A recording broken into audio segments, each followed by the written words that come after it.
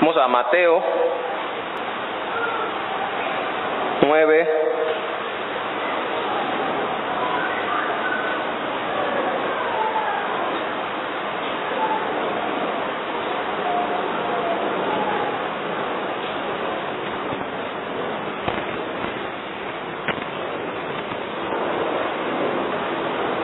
Mateo 9 del 9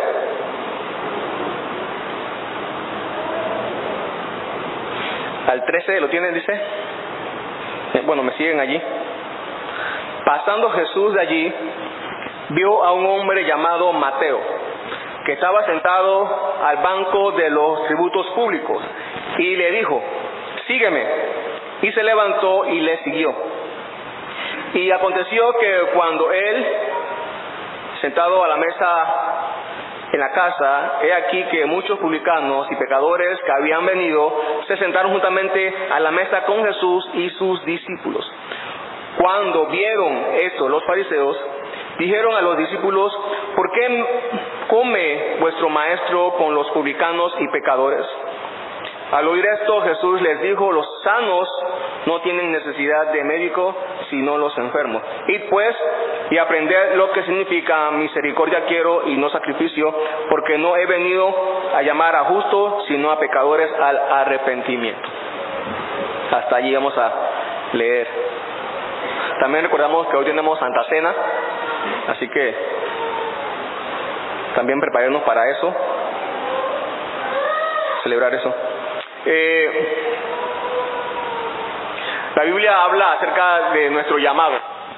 Todos los cristianos son llamados. Todos los que son cristianos ahora han sido llamados por Dios. Nadie es cristiano si no ha sido llamado por Dios. Esa es una verdad que la Biblia deja bien claro.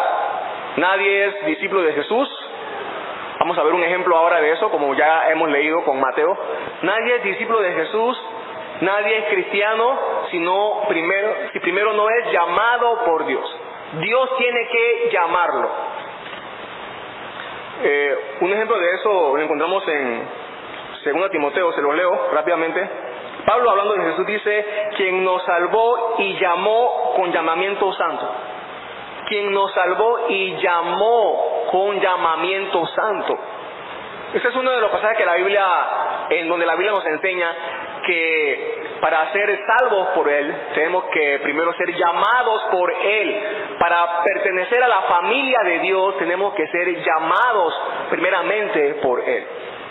No es lo mismo como se hace hoy en nuestra sociedad, que para usted pertenecer a algo, a alguien, usted mismo va, si le gusta se apunta, se hace miembro, si no le gusta se sale otra vez. No, pero en cuanto al pueblo de Dios, a la familia de Dios, para que alguien pertenezca a la familia de Dios, para que alguien sea cristiano, primero tiene que ser llamado por Él. Llamado por Él. Tú puedes venir a este templo y a ti te pueden gustar las canciones que cantamos, ¿no? Quizás te gusten. Te puede gustar el compañerismo que hay aquí, pero si tú no has sido llamado por Dios, tú no eres parte del pueblo de Dios. No eres parte del pueblo de Dios. Se necesita primero un llamado, y todos hemos sido llamados. Los que estamos aquí, la mayoría, por no decir todos, hemos sido llamados por Dios para salvación, para pertenecer a su pueblo, en diferentes contextos, de diferentes formas. Hemos sido llamados por Él para salvación. Quizás uno desde pequeñitos, ¿no? O desde que nacieron han estado escuchando el mensaje del Evangelio. Otros ya adultos oyeron el llamado de Dios. Pero todos hemos venido de diferentes contextos, de diferentes formas. Es más, aquí, pero si hablamos a nivel mundial, hay muchas más historias que contar. de muchas más personas que han sido llamados de diferentes formas a formar parte de la familia de Dios. Algunos con historias más trágicas, más dolorosas. Pero, aunque algunos tengan historias más trágicas y más dolorosas de cómo Dios los llamó, y aunque todos podamos contar diferentes historias de cómo Él nos llamó, todos tenemos algo en común. Todos sí tenemos algo en común. Y es que Dios nos llamó a todos desde nuestro pecado, de nuestra condición pecadora.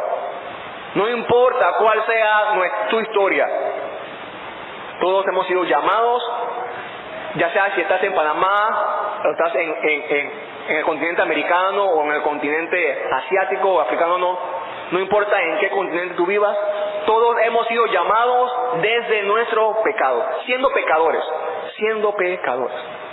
Podemos tener historias diferentes, pero todo cristiano debe coincidir en que hemos sido llamados desde nuestra condición pecadora, siendo pecadores. Y así es como Dios nos llama a todos, y así es como Jesús nos llama a todos. Y vamos a ver este ejemplo de Mateo, que es precisamente quien escribió este libro, este evangelio. Él cuenta su historia de cómo conoció a Jesús. Anteriormente ya Mateo relata, ¿se acuerdan? Cuando Jesús llamó a Pedro y a su hermano Andrés, que dejaron las barcas, dejaron todo también para seguir a Jesús. Más adelante vamos a ver en detalle cada nombre de los discípulos de Jesús. Pero aquí entonces Mateo va a relatar su propia historia, su propio testimonio, diríamos nosotros, de cómo él fue llamado por Jesús para salvación. Y también de la misma condición de pecador, Y vamos a ver el poder del rey para llamar a pecadores, el poder del rey para llamar pecadores. En el versículo 9, pasando Jesús de allí, vio un hombre llamado Mateo, que estaba sentado en el banco de los tributos públicos. Un hombre llamado Mateo que estaba sentado en el banco de los tributos públicos. ¿Recuerdan que Jesús estaba en Capernaum? ¿Recuerdan? Esa es la ciudad. Recuerden que la semana pasada Mateo dice que Jesús regresó ¿a dónde? A su ciudad, a Capernaum. Ahí estaba Jesús, sanó al paralítico. Y pasando de allí, dice Mateo, vio un hombre llamado Mateo sentado en el banco de los tributos públicos. ¿Qué significa eso? Esto nos da a entender el trabajo de Mateo. ¿A qué Mateo estaba dedicado? ¿Cuál es el trabajo de Mateo? Mateo era recaudador de impuestos, cobrador de impuestos. Él estaba sentado ahí en su oficina al aire libre,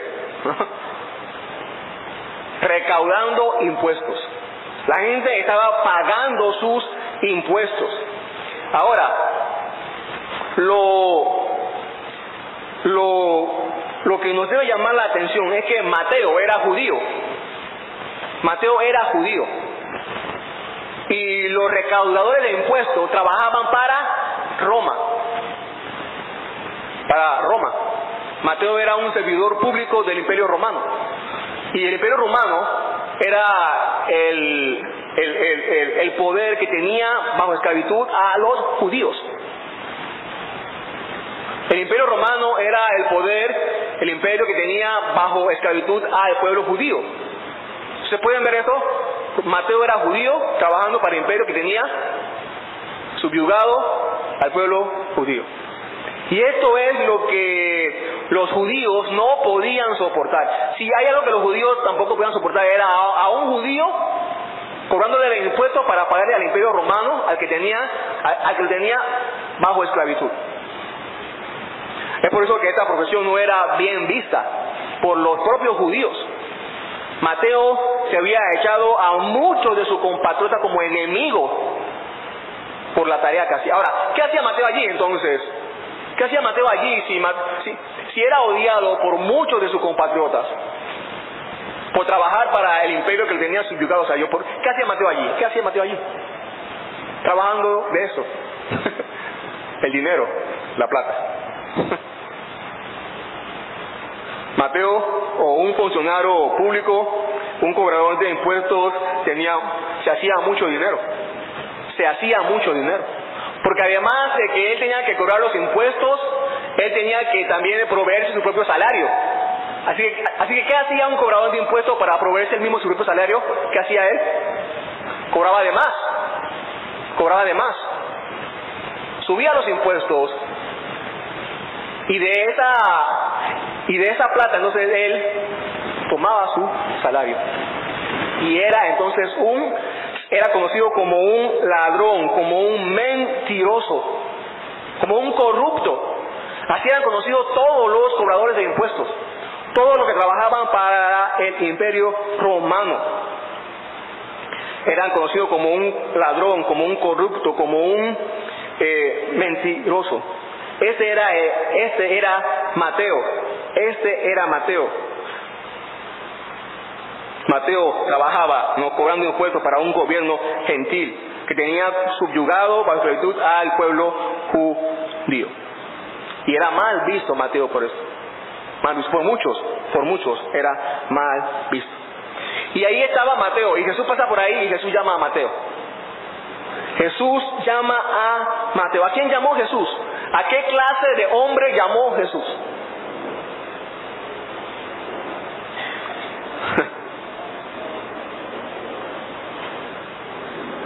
¿A qué clase de hombre llamó Jesús? Fíjense cómo Jesús llama a Mateo, que tenía una reputación. ¿Qué clase de reputación tenía Mateo? No una buena, no una muy buena. No una muy buena. Y no era que estaban hablando mal de él, sino que él era así. Mateo era un hombre corrupto, mentiroso, ladrón, egoísta, traidor, inclusive, traidor. Y Jesús llama a este hombre, a alguien con muy mala reputación, muy mala reputación. ¿Por qué Jesús no llamó a alguien honrado? ¿Podemos pensar eso? ¿Por qué Jesús no llamó a alguien honrado, alguien con un trabajo honrado? ¿A quién usted llamaría? ¿A quién usted llamaría para seguirlo? ¿A dónde usted fuera a conseguir seguidores? ¿A qué parte de la ciudad? ¿A qué hombres usted llamaría para ser parte de su equipo de trabajo? ¿A qué hombres? A los hombres honrados, ¿no es así? A hombres en la comunidad con buena reputación, a hombres honestos, íntegros, a hombres buenos en la comunidad. A esos son los hombres que nosotros llamaríamos, a hombres así. Mateo no era un hombre bueno, era un hombre malo. Es más, el apóstol Pablo también fue llamado por Jesús, ¿se acuerdan? Y Pablo tampoco era bueno. Pablo no era un hombre, Pablo era un hombre malo. Yo hace años vi una entrevista donde estaban entrevistando a un cristiano, y entonces el cristiano hablaba de esa parte de Pablo, y el cristiano contaba que Pablo, el que escribió 13 epístolas de la Biblia, era un perseguidor y un asesino. Y la persona que estaba allí, que no era cristiano, se asombró.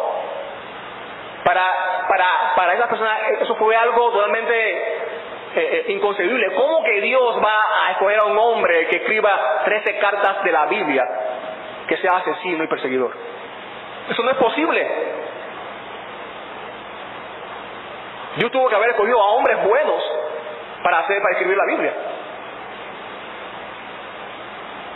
Pero Jesús no hace eso. Jesús no hace eso. ¿Qué vio Jesús? ¿Qué vio Jesús en Mateo? ¿Qué vio? Para decirle, Mateo, ven, sígueme. ¿Qué vio Jesús en Mateo? ¿Qué vio Jesús en Mateo para escoger a Mateo? ¿Qué vio Jesús en Mateo? ¿Algún talento? ¿Alguna capacidad buena? Quizás Jesús vio algún potencial en Mateo, ¿sí?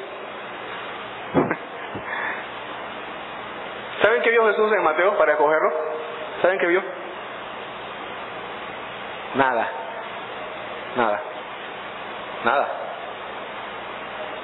Porque nosotros no había nada bueno en Mateo para escogerlo. Y eso es lo que hace a Jesús y a Dios maravilloso. Eso es lo que hace a Jesús y a Dios un Dios bueno. ¿Se dan cuenta? Eso es lo que hace a Dios. Es por eso que nosotros venimos aquí hoy a adorar a Dios. Porque Él, viendo en nosotros, aún así nos llamó. Eso es algo maravilloso. Y el por qué darle gracias a Dios todos los días. Y por eso venimos aquí y le cantamos a ese Dios que nos llamó viendo nada en nosotros. Siendo malos, pecadores como Mateo. Eso es lo que hace al Dios que adoramos, un Dios maravilloso. Si fuera que Dios hubiera visto algo en nosotros, ¿no? Que nosotros nos sentiríamos orgullosos, ¿no es así? Dios me cogió porque sabe que yo soy muy inteligente.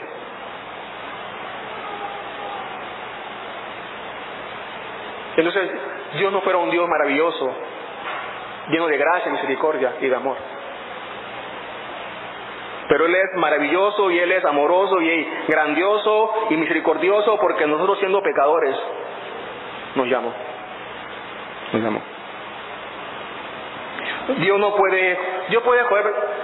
¿Podrá Dios escoger personas buenas? No puede, ¿saben por qué? Porque no hay personas buenas. No hay personas buenas. Romanos 3:12, Pablo dice que no hay bueno ninguno. No hay bueno ninguno. Todos se han corrompido, dice Mateo 13:12. Todos se desviaron a una, se hicieron inútiles. No hay quien haga lo bueno, no hay ni siquiera uno. Jesús no puede escoger a nadie bueno porque no hay buenos. Nadie es bueno para escoger. La Biblia enseña que el ser humano no es bueno. Entonces le dijo, sígueme, Mateo.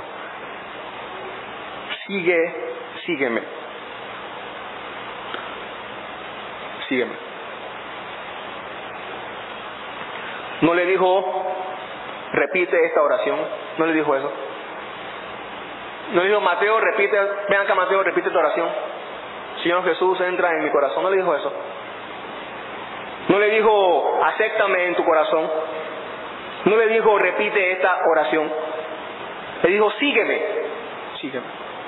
Es más, vamos a encontrar que este siempre es el llamado de Jesús. Sígueme. Cada vez que llama a alguien le dice, sígueme. Cada vez que Él predica dice, sígueme. Ese es el llamado de Jesús. No es lo mismo. Cualquiera puede hacer una oración. Cualquiera puede decir que aceptó a Jesús en su corazón. No es lo mismo. Pero no cualquiera puede seguir a Jesús. Él dijo, sígueme. Y ese es el llamado que hace a todo pecador. Sígueme. Todo discípulo de Jesús se convierte en un seguidor de Jesús. Todo cristiano se convierte en un seguidor de... ¿Qué es un cristiano? Un cristiano es alguien que sigue a Jesús. Un cristiano no es alguien que hizo una oración para seguir a Jesús. Eso no es un cristiano. Un cristiano es alguien que sigue a Jesús. Tú no eres cristiano porque vienes a la iglesia. Eso es bueno. O al templo, eso es bueno y debemos hacerlo. Debemos venir al templo para adorar a Dios juntos. Pero no somos cristianos por eso. Somos cristianos porque seguimos a Jesús. El llamado a seguir a Jesús el llamado es seguirle a Él, ¿no? Y esta palabra sugiere la acción no de un acto momentáneo, sino de una acción constante que dura toda la vida, que es de por vida. Sígueme. Y somos llamados a seguirle a Él. No a una iglesia, no a un pastor, no a una religión, sino seguirlo a Él.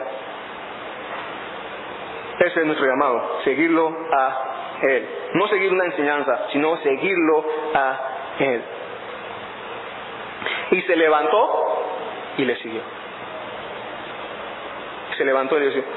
Lucas, que también narra este episodio, dice que él se levantó y lo dejó todo. Todo. Está en el capítulo 5.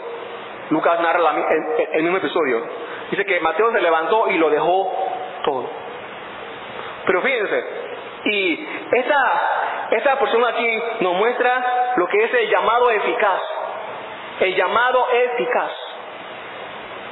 Recuerden que está el llamado general, que es donde Jesús predica a todos y dicen vengan a mí. Pero también está el llamado eficaz, donde Jesús llama a alguien, llama a uno de sus escogidos antes de la fundación del mundo y le dice, en ese momento sígueme, y lo sigue. En el llamado general, las personas pueden resistir ese llamado y decir, no quiero seguir, no quiero entregar mi vida a Cristo, mañana lo voy a hacer.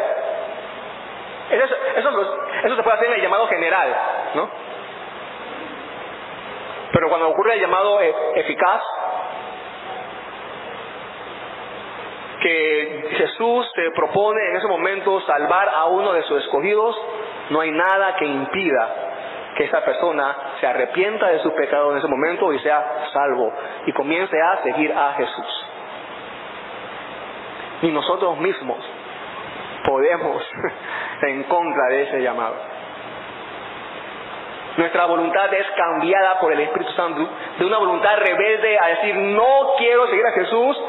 Cuando Él nos llamó, cuando Él me llamó, en ese momento Él cambió mi voluntad y me hizo quererlo y amarlo, para entonces yo ir a Él y seguirlo. Ese es el llamado eficaz. Ese es el llamado que la Biblia enseña allí. Esta es una muestra de ese llamado, el llamado eficaz. Cuando Dios nos llama, ¿no? Todos hemos pasado por eso. Todos hemos tenido un llamamiento general. Cuando hemos escuchado el Evangelio por años y nada nos parece, pero un día escuchamos la palabra de Dios, que Dios nos dice, ven, arrepiéntete y ven. Y es en ese momento cuando entonces pasa algo extraordinario, el milagro de nuestra vida. Y vamos a Jesús. Queremos ir a Jesús. Ese es el llamado eficaz. Eso fue lo que... Y fuimos, como Mateo, sin ninguna resistencia, fue y siguió a Jesús. Comenzó a seguir a Jesús, dejándolo todo, como les dije, dice Lucas, dejándolo todo. Seguir a Jesús no es una opción que no tiene ninguna consecuencia. Seguir a Jesús no es una opción, es una acción que tiene consecuencias, que tiene un cambio. Seguir a Jesús te cambia toda la vida. Cuando alguien comienza a seguir a Jesús, tiene que cambiarle toda la vida. ¿Por qué? Porque deja todo por seguir a Jesús. Deja todo por seguir a Jesús. Mateo, dice ahí Mateo, y también dice Lucas, que él lo dejó todo. En este caso, Mateo dejó su trabajo, perdió sus ingresos, perdió su seguridad cómoda, su comodidad, materialmente hablando, ¿no? Él dejó, cuando Lucas dice que él dejó todo, se refiere a que dejó toda su vida pasada. Dejó toda su vida pasada. Ya no era ladrón más. Ya no iba a robar más. Ya no se iba a dedicar a ese trabajo corrupto. Dejó todo para ir a buscar un nuevo trabajo, una nueva vida. A eso se refiere Lucas cuando dice que él lo dejó todo. Todo. Tenemos también que nosotros dejarlo todo, sí, en ese aspecto. Tenemos que dejar toda nuestra vida pasada. todas nuestras prácticas corruptas. Tenemos que dejar toda esa vida para seguir a Jesús. El que sigue a Jesús deja todo eso por seguirle a Él. Pero hay gente que dice seguir a Jesús, pero sigue con su misma vida de siempre. Entonces, cuando tú dices que tú sigues a Jesús, pero sigues viviendo de la misma manera, entonces no estás siguiendo a Jesús, de verdad. Crees que estás siguiendo a Jesús, pero no estás siguiendo a Jesús, de verdad. No. Este hombre, Mateo, ¿no? Que se había dedicado para recoger impuestos para Roma, para llevar dinero, estadísticas y todas estas cosas, apuntar, cobrar, en ese trabajo corrupto. Dios le cambió la vida y ahora en vez de escribir en un trabajo corrupto, ahora más adelante Dios lo llama para escribir el Evangelio de Mateo. Una nueva vida, con nuevo propósito, con nuevo alcance, con nueva misión, que es la misión de dar a conocer el Evangelio de Cristo, ¿no? Alguien dijo así: cuando Mateo dejó el puesto de los impuestos, aquel día renunció a mucho en sentido material, pero espiritualmente recibió una herencia, una fortuna incalculable. Versículo 10 dice: y aconteció que estando él sentado a la mesa de la casa, he aquí que muchos publicanos y pecadores que habían venido se sentaron y juntamente a la mesa con Jesús y sus discípulos. Lucas dice que Mateo, hizo un gran banquete. Un gran banquete. Aquí Mateo parece que él mismo no quiso ser modesto, ¿no? Al escribir acerca de la comida que él hizo. Pero Lucas dice que él hizo un gran banquete, mucha comida. Había mucha comida. Él había entonces invitado a Jesús a comer a su casa, a festejar el cambio de su vida. Y dice que había muchos publicanos y muchos pecadores. Publicanos era lo que hacía Mateo, cobrar impuestos. Se le llamaba publicanos, de la palabra público, ¿no? Porque cobraban los impuestos públicos. Publicanos y pecadores. Ser publicano y ser pecador era lo mismo. Cuando Mateo habla de que había pecadores, se refiere a que había gente con estilo de vida así como él, mentirosa, ladrón, adúlteros, una vida sin Dios, sin tomar en cuenta a Dios para nada, así como usted era antes de conocer a Jesús, así como éramos todos antes de conocer a Jesús, mentirosos, corruptos.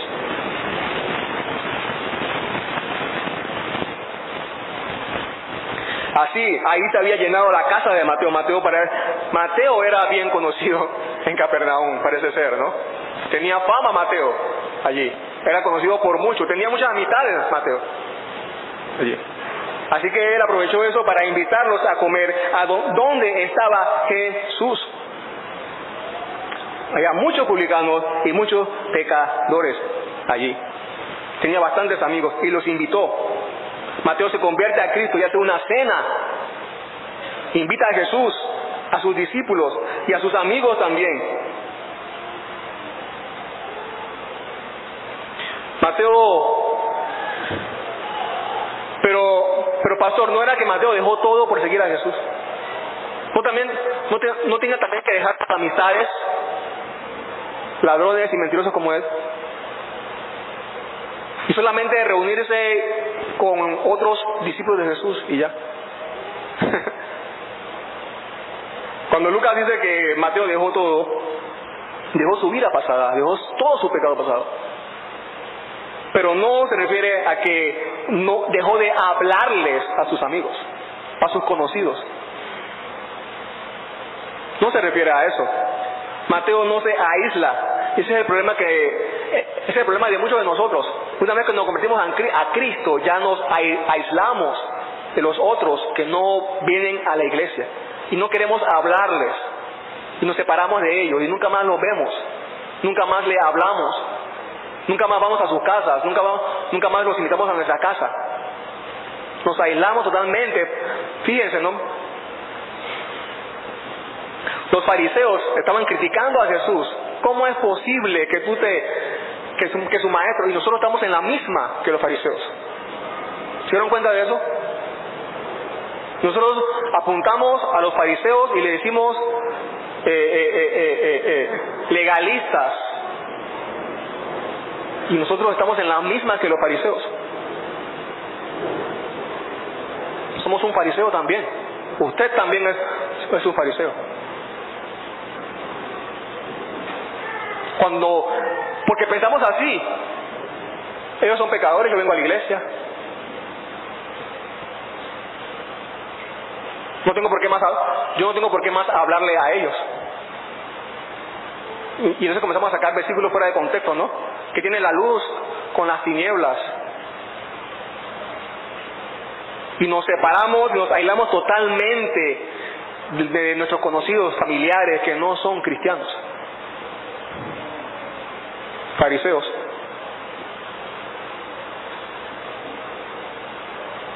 Nosotros también cometemos ese error de separarnos totalmente de nuestros conocidos que no son cristianos, ¿no? Si nosotros estábamos como ellos, es cuando más debemos estar interesados en estar con ellos.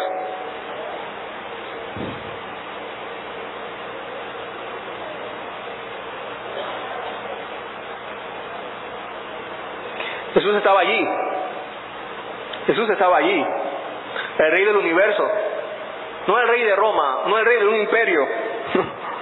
El rey del universo estaba allí comiendo con personas de dudosa reputación. Estaba allí sentado con ellos. Pero fíjense, no era para congraciarse con ellos. No era simplemente para divertirse con ellos. No era simplemente para hablar como ellos. No era simplemente para entretenerlos a ellos. No simplemente era Jesús no estaba allí para caerles bien a ellos. Claro que Jesús tuvo que ser amable con ellos, pero Jesús no estaba allí simplemente para caerles bien a ellos. Al final de esta porción se nos dice que nos da a entender que Jesús estaba allí y les predicó el Evangelio. Jesús les predicó el Evangelio a ellos. Ese era el propósito, esa es la razón por la cual Jesús no rechazó la invitación de Mateo, porque aprovechó para predicarles el Evangelio. Nos da a entender eso las palabras últimas de esta porción que vamos a leer dentro de un momento, ¿no? Podemos estar seguros que Jesús estaba allí y les predicó el Evangelio y los llamó al arrepentimiento. Ellos se sentaron con Jesús. Jesús se acercó a ellos, entonces ellos se acercaron a Jesús. Jesús era santo. Jesús era santo, no un pecador. Jesús era santo. Jesús no era Jesús no era un santurrón. Jesús era santo, pero no era un santurrón. Y hay una gran diferencia en eso. Los fariseos eran santurrones. Los fariseos eran santurrones.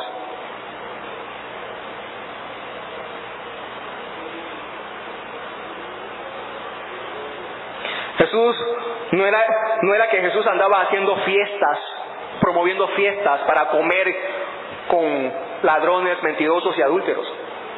Ese fue el error de los fariseos, por lo cual criticaron a Jesús.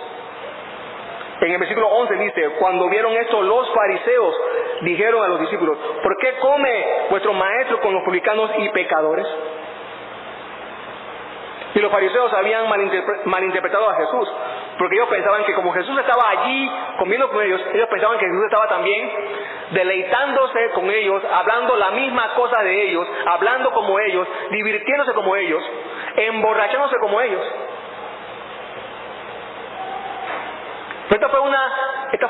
Jesús aceptó varias invitaciones para comer, hasta de fariseos también, y Jesús fue a su casa y comía con ellos, pero no para emborracharse como ellos, sino para predicarles el Evangelio. Jesús aprovechaba la oportunidad que la gente le brindaba para predicar el Evangelio. Y simplemente es algo que también tenemos que imitar nosotros, a aprovechar las oportunidades. No estoy diciendo, ni tampoco la Biblia enseña, que usted tiene que ir a todas las fiestas, a todas las parrandas, y que vaya a los bailes ahora en la noche. La Biblia no enseña eso. Eso no es lo que está enseñando aquí la Biblia. Sino que tenemos que aprovechar las oportunidades en donde podemos estar con no cristianos, no para divertirnos con ellos, sino para predicar el Evangelio a ellos.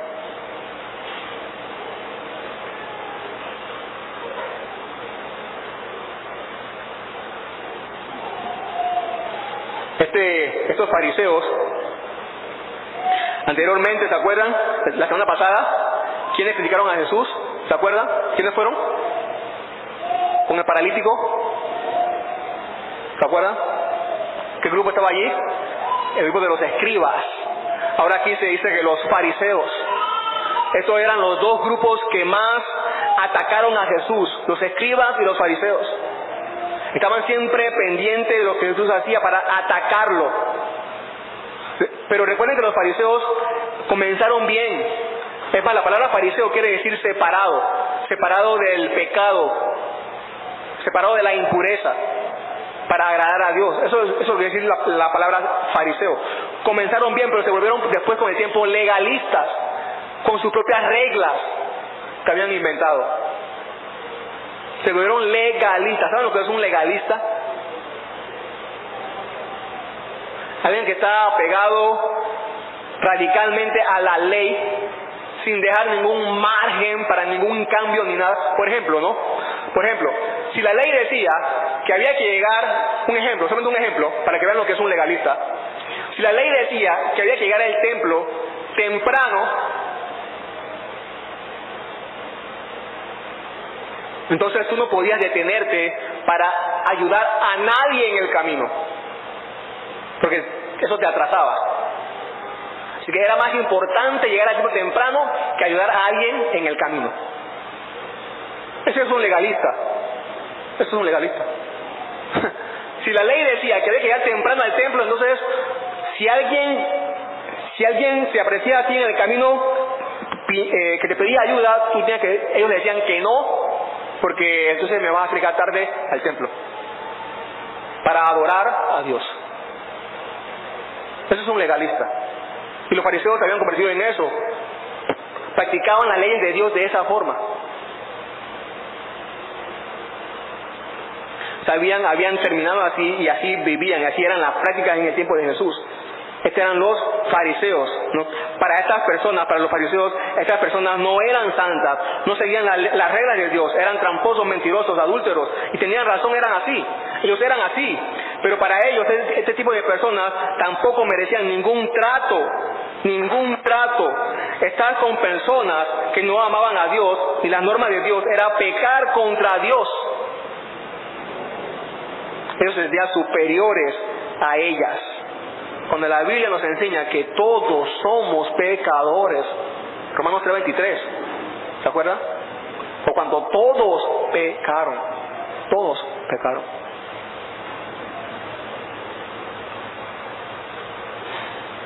Como le decía hace un momento, nosotros también podemos ser fariseos, actuar como fariseos, sentirnos superiores a los demás, de tal manera que no le hablamos a ellos.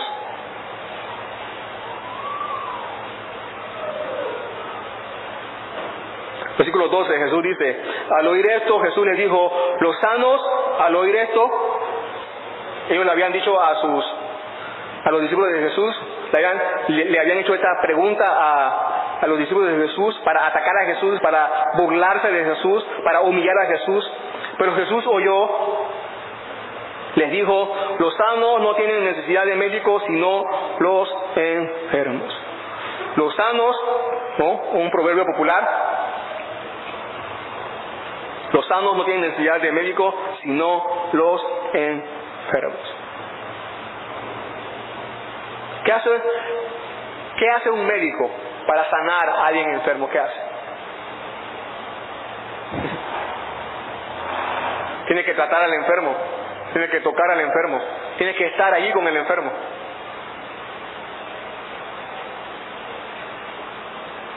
A pesar del peligro de contraer la enfermedad, es el trabajo del médico atender a los enfermos para sanarlos.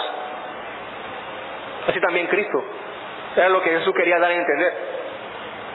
Y era un proverbio tan popular y tan conocido, ¿no? Los sanos no tienen necesidad de médicos, sino los enfermos. Ahora, fíjense, estas personas con las que Jesús estaba comiendo, estos hombres, estaban bien económicamente. Pero Jesús dice que estaban enfermos. Quizás tenían buena salud física, pero Jesús dice que estaban enfermos. Jesús dice, los sanos no tienen necesidad de médicos, sino los enfermos. Jesús da a entender que con lo que él estaba comiendo estaban enfermos. Ahora, ¿por qué Jesús dice que estaban enfermos? ¿O por qué Jesús se refiere a ellos como hombres enfermos? ¿Por qué? ¿Por qué Jesús lo compara con personas enfermas? Tenían una enfermedad, la enfermedad del pecado. Y la enfermedad del pecado es una enfermedad mortal. Ellos mismos, los fariseos mismos, no se dieron cuenta y ellos mismos respondieron a la pregunta que estaban haciendo. ¿Por qué Jesús está con ellos? Porque están enfermos, son pecadores. Están enfermos, van rumbo a la muerte eterna. Por eso estoy con ellos.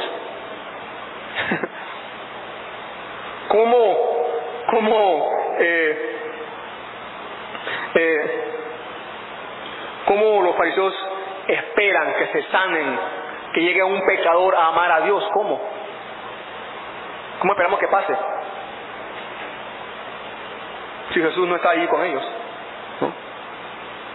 Ahora, los sanos son aquellos que ya han sido curados de la enfermedad del pecado.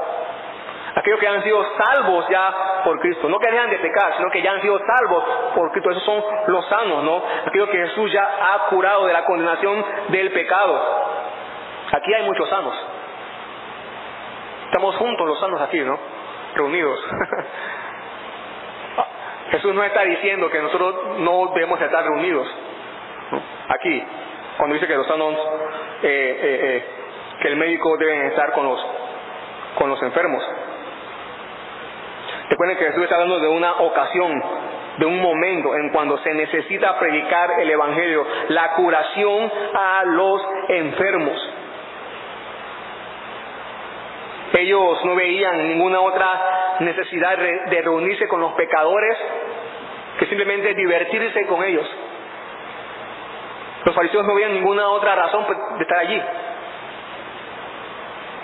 Pero Jesús dice que estaba allí porque necesitaban la cura de su enfermedad, del pecado.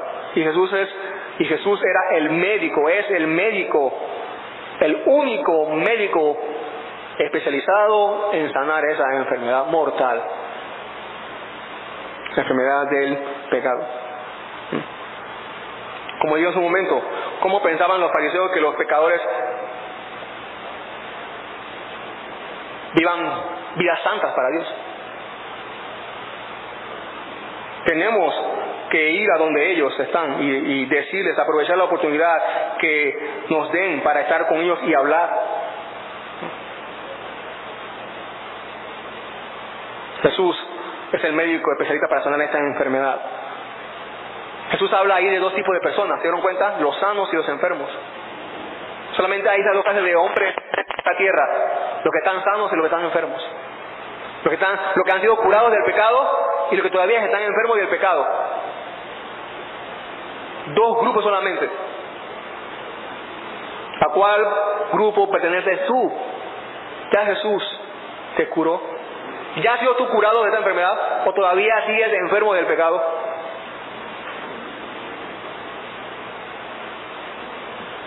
Jesús es el médico que puede curarte de esta enfermedad. Dice Jesús en el 13, id pues y aprended lo que significa misericordia quiero y no sacrificio, porque no he venido a llamar justos, sino a pecadores al arrepentimiento. Jesús menciona Oseas 6:6. El profeta Oseas habla de esto. Dios dice al pueblo de Israel, al pueblo de Judá, le dice, ¿por qué? Porque misericordia quiero y no sacrificio, y conocimiento de Dios más que sacrificios, más que holocaustos. ¿Qué está diciendo Dios aquí? ¿Qué está diciendo Jesús aquí? ¿Que son malos los sacrificios? Dios mismo había impuesto los sacrificios para el pueblo de Israel. Tienen que traerme sacrificio para adorarme. Dios está diciendo que ahora eran malos los sacrificios de animales. No, Dios no está diciendo eso. Jesús tampoco lo está diciendo. Por ejemplo, si recordamos lo que dice Juan 6:27, donde Jesús dice, trabajad no por la comida que perece, en Juan 6:27, trabajad no por la comida que perece, sino por la comida que a vida eterna permanece. ¿Se acuerdan de ese texto? Que Jesús dice, no trabajen por la comida física, trabajen por la comida espiritual. ¿Qué quiere decir eso entonces? ¿Que no vamos a comer más arroz con gallina? No, Jesús no está diciendo eso, sino que le vamos a dar más importancia a la comida espiritual, a la palabra de Dios. Eso es lo que Jesús quiere que también pensemos cuando dice misericordia quiero y no sacrificio. Lo que Jesús está diciendo allí, ¿no? Lo que Dios está diciendo allí es, ¿de qué me sirve tu sacrificio, por ejemplo, a todo Israel? ¿De qué me sirve tu sacrificio, el animal que sacrifica? ¿Qué me sirve eso a mí si no respetas a tu prójimo? Si no tienes misericordia con tu prójimo. Me traes al templo 50 animales para sacrificarlos, pero cuando sales de aquí, ofendes a tu prójimo. No ayudas a tu prójimo. Es lo que Dios está diciendo allí, es lo que Jesús está diciendo allí, ¿no? Yo no quiero tus sacrificios sin misericordia para con tu prójimo.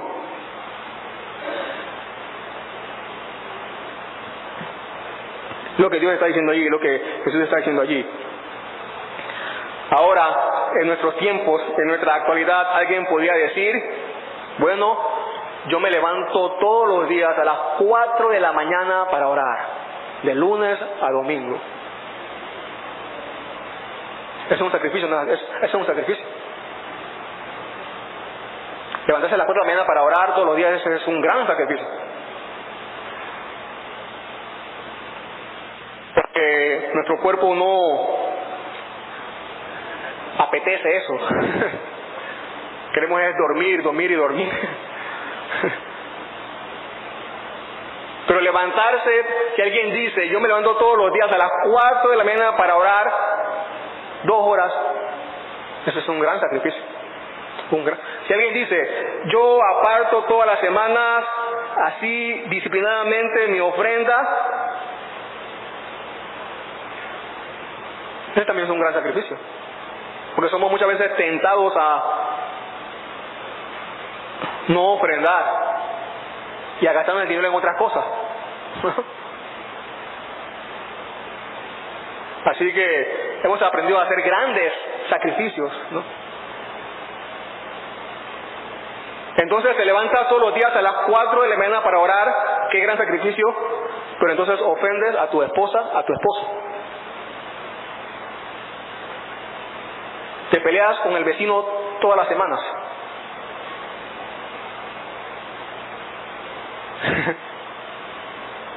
¿Se dan cuenta? No ayudas, te levantas todos los días a las 4 de la mañana para orar, pero no ayudas, no le muestras misericordia a tus prójimos, a tu familia, a los que no conocen a Cristo. No les muestras misericordia, amor, para compartirles el Evangelio, para predicarles el Evangelio.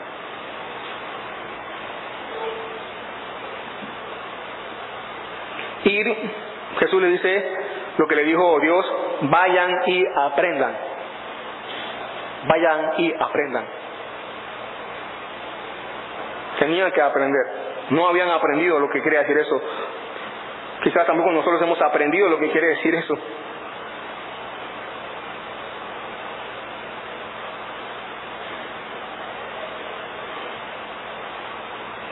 Nos creemos los más cristianos, pero no le extendemos la misericordia de Cristo a alguien que la necesita. A un pecador que necesita escuchar el mensaje del Evangelio.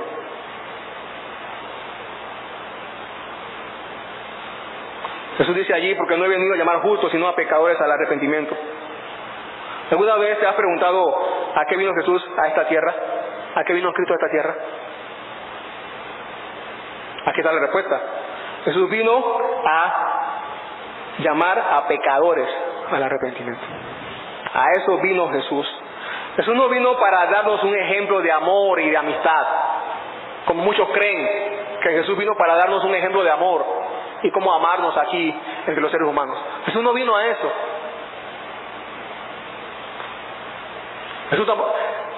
Tampoco Jesús vino para que tú fueras feliz aquí en esta tierra. Jesús tampoco vino a eso. Jesús tampoco vino para que tú tuvieras éxito en tus sueños y en tus planes. Jesús no vino a eso. Jesús vino a salvarte, pecador, pecadora. A eso fue lo que vino Jesús. A salvar pecadores. A eso fue lo que Jesús vino.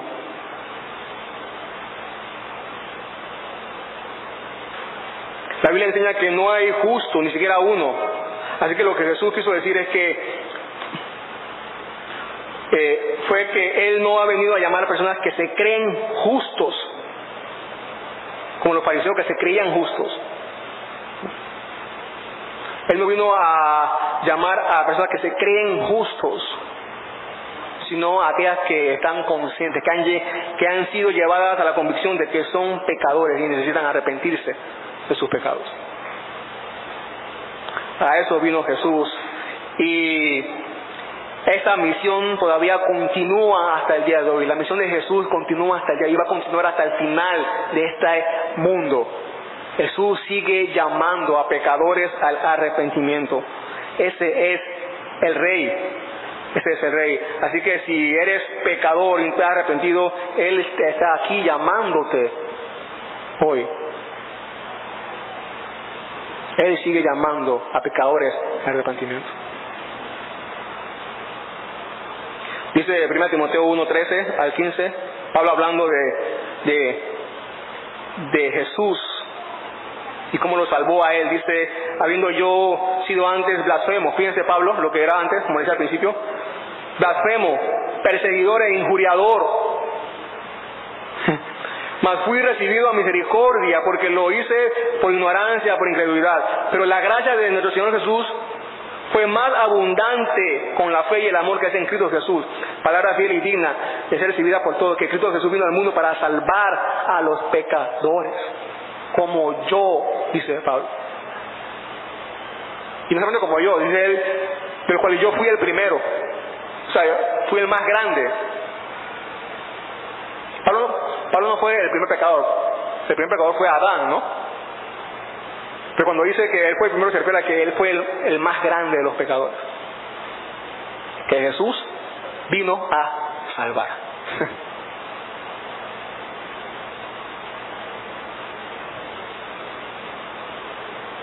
El Rey. Nosotros hemos escuchado muchas historias, ¿no?